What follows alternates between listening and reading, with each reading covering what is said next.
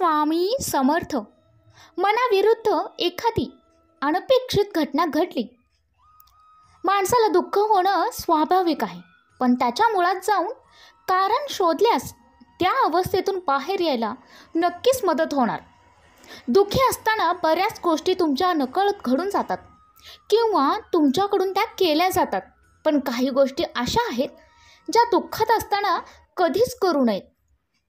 जेव्हा तुम्ही दुःखात त्रासात असताना कोणताही महत्त्वपूर्ण निर्णय तुम्हाला घ्यायचे नाहीत, तर शांत राहून विचार करून मग योग्य तो पर्याय निवडायचा आहे. जेव्हा तुमचं मन दुःखी असेल तेव्हा जास्त रडू नका. यामुळे तुमच्या आरोग्यावर खोलवर परिणाम होऊ शकतो. कितीही दुःख झालं तरी व्यसनाच्या किंवा कोणत्याही नशेच्या अधीन होऊन जाऊ नका. आपलं दुःख पटकन कोणालाही सांगू नका. याला कारणही तसंच आहे.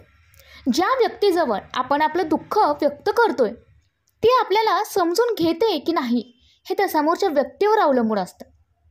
कारण फक्त सांगायच्या गोष्टी असतात, कुणी कुणाचं दुःख समजून घेऊ शकत नाही. हेच अंतिम सत्य आहे. त्या दुःखातून फक्त आणि फक्त तुम्ही स्वतःच खंबीरपणे बाहेर येऊ शकता. हे नेहमी लक्षात ठेवा माझ्या बाळा. दुःखात असताना सकारात्मकतेसाठी स्वइच्छेने आपल्या आवडत्या देवाचा, जिथे तुझी मनापासून श्रद्धा असेल त्या देवाचा जप कर. नकारात्मक गोष्टींपासून दूर राहा. ज्या गोष्टींमुळे तुझ्या आरोग्यावर परिणाम होईल असं काही करू नकोस मुला. जितका जास्त सकारात्मक विचार करता येईल तितका कर. दुःखात असताना तुला काय करायचं आहे माझ्या बाळा? दुःखी असताना अशा आठवणींना उजाळा दे, ज्या क्षणामध्ये तू आनंदी होतास, जे क्षण तुला आनंद देऊन गेलेत. दुःखात असताना कधीही देवाला किंवा नशिबाला दोष देऊ नकोस. देव त्याचं कर्तव्य अगदी चोखपणे पार पाडत असतो. आपल्याला नक्की काय करायला हवं, आपण कुठे चुकतो आहोत याचा विचार करून मग आपणच आपल्यात बदल घडवून आणला पाहिजे. शक्य असल्यास तुझ्या आवडीचं संगीत ऐक.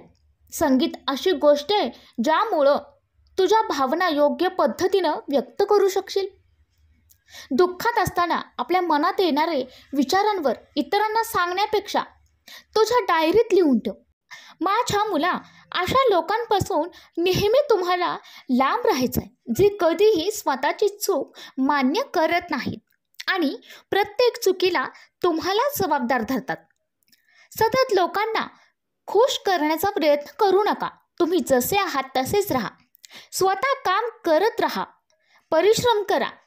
स्वामी नेहमी तुमच्या सोबत आहेत.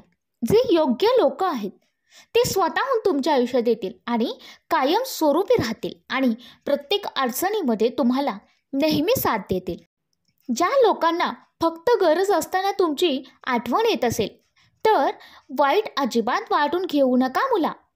स्वतःला भाग्यवान समजा, कारण तुम्ही त्या मेणबत्तीसारखे आहात जी कितीही गडद अंधारात असला तरी पूर्ण परिसर प्रकाशमय करून टाकते. ह्या जगात कोणालाही तुम्हाला जज करण्याचा अधिकार नाही, कारण तुम्ही किती संकट पार करत इथे पोहोचला आहात हे कोणालाच माहिती नसतं. त्यामुळं लोकांच्या मताला जास्त महत्त्व देऊ नका. फक्त स्वतःच्या कर्तृत्वाला आणि स्वतःच्या नावाला महत्त्व द्या. तुम्ही आयुष्यात जे काही कराल, चांगले किंवा वाईट, लोक काहीतरी कुरापत काढून तुमच्याबद्दल बोलतीलच आणि यालाच तर आयुष्य म्हणतात. तुम्ही एखाद्यासाठी 99 चांगल्या गोष्टी करा आणि त्यांना फक्त एक गोष्ट आठवेल जी तुम्ही त्यांच्यासाठी केली नाही. तुला अनुभव असेल बाळा, ज्यावेळी तू त्याच लोकांसाठी, ज्यांना तू आपलं मानलंस, त्या लोकांसाठी तू बऱ्याच गोष्टी केल्या आहेस, पण त्याची जाण त्या लोकांना नाही. आणि ज्या गोष्टी तुझ्या हातून करायच्या राहिल्या त्याच गोष्टी त्यांनी लक्षात ठेवल्या. असं बऱ्याचदा झालं असणार माझ्या मुला. आयुष्याचं हे 3 सोपं नियम तू नेहमी लक्षात घे. तुला जे हवं आहे त्यासाठी तू नेहमी प्रयत्न केले नाही तर ते तुला कधीच मिळणार नाही. तुम्ही जर विचारलेच नाही तर उत्तर नेहमी नाही असणार आहे. जर तुम्ही पुढचं पाऊल टाकलंच नाही तर तुम्ही नेहमी त्याच ठिकाणी राहाल जिथे तुम्ही आहात.